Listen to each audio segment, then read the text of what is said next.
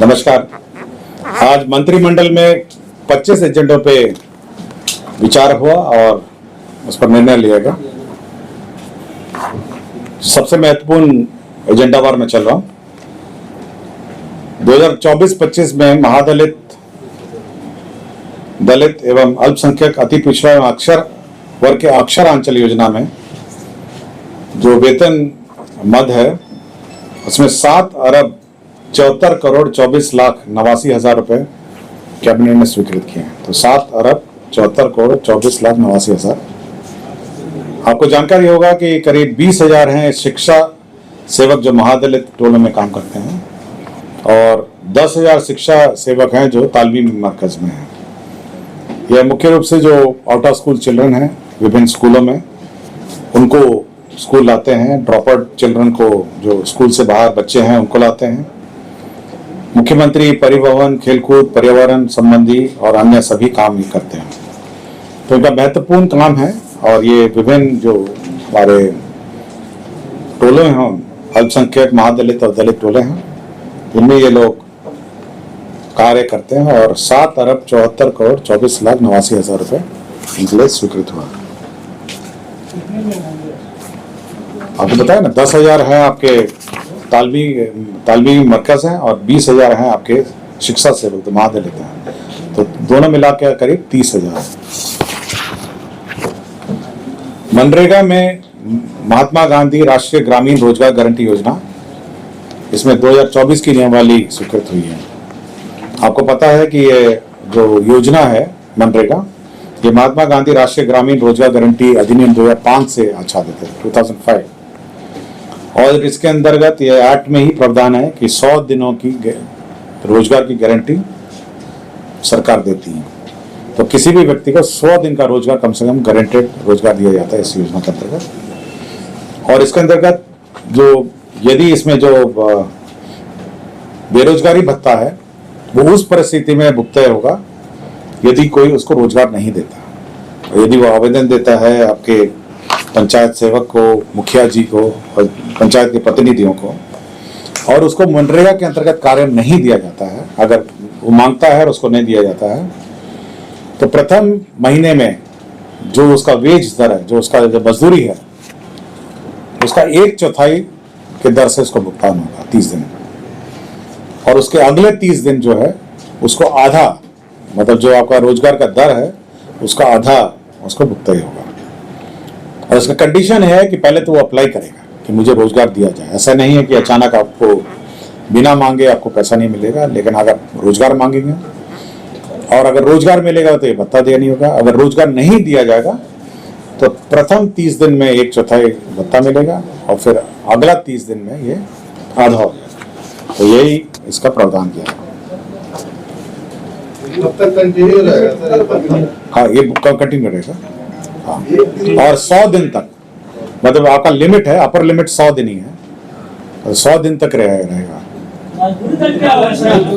जो भी मनरेगा मजदूरी दर है, जो भी सरकार तय करती है मजदूरी दर, अभी मैं आपको नियमावली बता रहा हूँ। मजदूरी दर आप वेबसाइट पे देख लीजिएगा। राज्य वेतन आयोग की अनुशंसा के आलोक में राज्य कर्मी को मकान किराया भत्ता, जो मकान किराया भत्ता है, उसमें जो राज्य वेतन आयोग का रिकमेंडेशन था कि जब भी डीए का जो प्रतिशत है वो 50% जैसे ही पार होगा तो मकान किराया भत्ता का जो परसेंटेज है वो भी चेंज हो जाएगा। तो पटना में मूल वेतन का 20% होगा, बाकी अररिया, आरा, औरंगाबाद, बगा, बेगूसराय, बेतिया, भागलपुर, बिहारशरीफ, बक्सर, छपरा, दरभंगा, डेरी, गया, गोपालगंज, हाजीपुर, जमालपुर, जमुई, जहानाबाद, कटिहार, किशनगंज, लखीसराय, मधुबनी, मोकामा, मोतिहारी, मुंगेर, मुजफ्फरपुर, नवादा, पूर्णिया, सहरसा, समस्तीपुर, सासाराम, सीतामढ़ी, सीवान, सुपौल, इसमें 10% होगा। अवर्गित शहर जो है उसमें 7.5 होगा और ग्रामीण क्षेत्र में 5 है। इसका जो पुराना दर था, जो ग्रामीण क्षेत्र में 4 था, जो बढ़ के 5 हो गया है। अवर्गित क्षेत्र पहले 6 था, वो बढ़ के 7.5 हो गया है। आपका जो वर्गित क्षेत्र है, जिसको Z वर्ग कहते हैं, वो 7.5 से 10 हो गया है। और फिर आपका वाई श्रेणी जो है पटना जिसमें आता है वो 16 था, बढ़ के 20 हो गया। आपको लिस्ट चाहिए तो मैं बाद में दे दूंगा उसको। बिहार आकस्मिकता निधि जो BCF आप बोलते हैं कंटिजेंसी फंड में, सामान्यतः वो 350 करोड़ होता है, 350 करोड़ होता है, और हर साल इसको बढ़ाया जाता है। तो इसको बढ़ा के 10,000 करोड़ कर दिया है, ताकि समय समय पे ये BCF जो एडवांस लिए जाते हैं उसकी सीमा निर्धारित कर दी है। राज्य सरकार ने एक स्कीम लाया गया है, ये RBI reserve bank of India के रिकमेंडेशन के आधार पे है, और समय समय पे राज्य सरकार ये रिकमेंडेशन के आधार पर चलाती है। यह है कंसोलिडेटेड सिंकिंग फंड, CSF इसको कहा जाता है। आपको जानकारी होगा कि समय समय पे जो ऋण लेती है राज्य सरकार, लोन लेती है, उसके लिए एक सिंकिंग फंड बनाती है। ये RBI के कस्टडी में रहता है ये सिंकिंग फंड, और यदि किसी कारणवश राज्य सरकार डिफॉल्ट करती है अपना जो लोन का रिपेमेंट, तो इस सिंकिंग फंड से उसका भुगतान हो जाता है। तो मोटा मोटी यही इसका कॉन्सेप्ट है, और ये RBI का गाइडलाइन है। तो पहले हमारा राज्य सरकार का 3.5% था सिंकिंग फंड, इसको बढ़ा के 5% कर दिया। तो ये सिंकिंग फंड का जो स्कीम है ये पास किया गया, और ये केवल सुरक्षा कवच है। आप जो बोरिंग करते हैं कि अगर किसी कारणवश आप बोरिंग का पैसा लौटाते नहीं है तो सिंकिंग फंड से वो भुगतान हो जाता है। एक और निर्णय राज्य सरकार ने लिया है, 24-25 में जो राज्य सरकार ऋण लेती है, लोन लेती है, तो जो लोन का तो 54,298 करोड़ का लोन लेगा, 54,298 करोड़ का लोन लेती है, जिसमें बाजार ऋण है, बाजार से लेती है 48,498, 48,498 करोड़ बाजार से लेती है। नाबार्ड से लेती है 2,700। बाह्य संपोषित परियोजना के लिए ऋण जो एक्सटर्नली एडेड प्रोजेक्ट्स हैं, जिसमें आपके वर्ल्ड बैंक है, नाबार्ड है, वर्ल्ड बैंक है और ADB है, वो है 2,500 करोड़ है। राष्ट्रीय आवास बैंक, नेशनल हाउसिंग बैंक है, इसे 300 करोड़ है। और भारतीय लघु उद्योग विकास बैंक, ये जो सिडबी जो है उसमें से 300 करोड़, तो 54,298 करोड़ यह लोन लेती है। और नेट लोन जो नवल लोन कहते हैं, नेट जो होता है वो 26,893 है। इसमें सेट ऑफ हो जाता है जो आप लोन भुगतान करते हैं। लोन भुगतान में आपका 22,392, 2022-23 में जो कम उगाई की 273 करोड़, पेंशन फंड का समायोजन 7,792 और ऑफ बजट बोरिंग 53 करोड़। तो ये सब मिला के आपका 26,893 है नेट बोरिंग, और ग्रॉस बोरिंग जो है 54,298। बिहार नगर पालिका राजस्व लेखा संवर्ग के लिए वेतन संरचना की स्वीकृति दी गई। इसमें 3 प्रकार के पद होंगे: सहायक राजस्व एवं लेखा पदाधिकारी, राजस्व एवं लेखा पदाधिकारी, अपर मुख्य राजस्व एवं लेखा पदाधिकारी। पहला वाला लेवल 6 का है, दूसरा वाला लेवल 7 का है, तीसरा वाला लेवल 8। राजस्व प्रशासन में अभिलेखों का डिजिटल करके ऑनलाइन नागरिकों को सुविधा। आपको पता होगा कि हर बार हम लोगों को जो डॉक्यूमेंट्स हैं उसको फिजिकल फॉर्म में देना पड़ता है। अब राजस्व प्रशासन का उद्देश्य यह योजना है कि सभी जो भी दस्तावेज है उसको डिजिटल रूप में दिया जाए।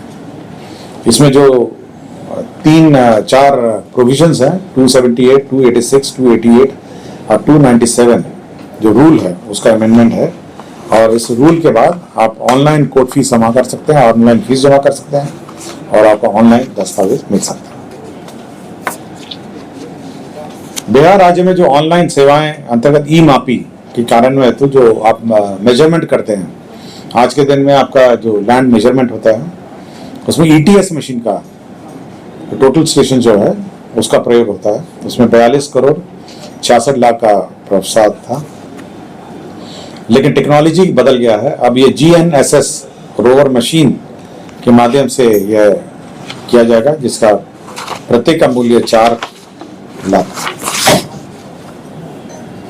श्रम संसाधन विभाग में 3 प्रकार के पद सृजित हुए हैं: कारखाना निरीक्षक सामान्य, उप मुख्य कारखाना निरीक्षक और मुख्य कारखाना निरीक्षक। तो कारखाना निरीक्षक के 22 पद, उप मुख्य कारखाना निरीक्षक 2 और एक और अतिरिक्त जो पद सृजन हुए हैं वो है कारखाना निरीक्षक के 4 पद हैं और उप कारखाना निरीक्षक के 4 पद, 8 पद नए जो है सृजित किए। बिहार श्रम आशुलिपिक आशुटंकक संशोधन नियमावली 2024, इसमें श्रम संसाधन विभाग में जो आशुलिपिक और आशुटंकक हैं वो सामान्य प्रशासन के जो गाइडलाइंस हैं उसके आलोक में उनका भी सेवा नियमावली में संशोधन करके है उसी अनुरूप। 15 साल से ऊपर जो हमारी सरकारी वाहन है उसका स्क्रैपिंग, उसका जो रद्दीकरण है उसके लिए मिनरल मेटल ट्रेडिंग कॉर्पोरेशन से करारनामा हुआ था और कि वह सरकार के जितने भी 15 साल से पुराने गाड़ियां हैं उसका स्क्रैपिंग करेगी। अब उसमें एक थोड़ा सा संशोधन कर दिया गया है। पहले जो कैबिनेट निर्णय था उसमें यह था कि जो मिनरल मेटल ट्रेडिंग कॉर्पोरेशन है वो न्यूनतम दर पर ले लेगी। मिनरल मेटल ट्रेडिंग कॉर्पोरेशन अब यह कहा है कि जो लोएस्ट बिड अमाउंट है उसी पे वो लेगी, वो न्यूनतम दर पर नहीं लेगी। तो थोड़ा सा संशोधन उसके एग्रीमेंट में हुआ है। बिहार विधानसभा सचिवालय में जो प्रवृत्त बिहार विधानसभा सचिवालय भर्ती एवं सेवा शर्त नियमावली 2018 बनी थी उसमें एक क्लॉज छूट गया था और उस क्लॉज में यह संशोधन हुआ, उस क्लॉज में यह संशोधन किया गया है, एक क्लॉज जस्ट ऐड किया गया है कि जो प्रोबेशन के बाद जो सेवा संपुष्टि है वो कैसे की जाएगी वो उस प्रावधान में नहीं था। अब यह है कि सेवा संपुष्टि विभागीय एग्जाम लिखने के बाद सेवा संपुष्टि की जा सकेगी, यह प्रावधान जोड़ा गया। केवल सेवा संपुष्टि का क्लॉज मिसिंग था। सुपौल न्याय मंडल अंतर्गत अनुमंडलीय व्यवहार न्यायालय निर्मली में 15 कोर्ट भवन G+4, 180 कैदी हाजत भवन G+1, एम्यूनिटी भवन G+4, कुल 39 करोड़ 70 लाख 20 हजार रुपए का एडमिनिस्ट्रेटिव सैंक्शन दिया है।